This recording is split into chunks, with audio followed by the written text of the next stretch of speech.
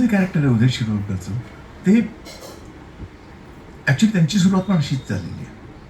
तेव्हा त्यांना माहिती आहे की या लोकांना एक्झॅक्टली काय वाटतं आणि त्यांचं जे काम आहे त्या कामामध्ये किती अडथळे आहेत, किती प्रॉब्लेम्स ते फेस करतात.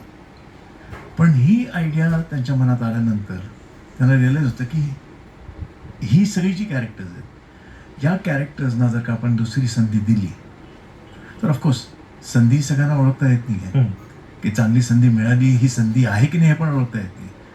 पण ते त्यांना पॉइंट आउट करून सांगतात की ही संधी आहे, ही घ्या आणि तुम्हाला घ्यावीच लागेल, नाहीतर तुम्हाला कामावरून काढून टाकेल.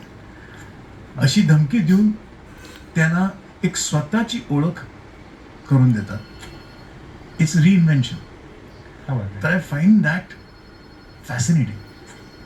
अच्छा, असंही नाही की ही एक एक्सपेरिमेंट कोणीतरी केली आणि एवढी सक्सेसफुल नाही झाली. नाही, ही सक्सेसफुल झाली आणि ही पुन्हा पुन्हा सारखी ते करतायत आणि ती सक्सेसफुल होती. So I think it's a great achievement. आणि जगण्यातला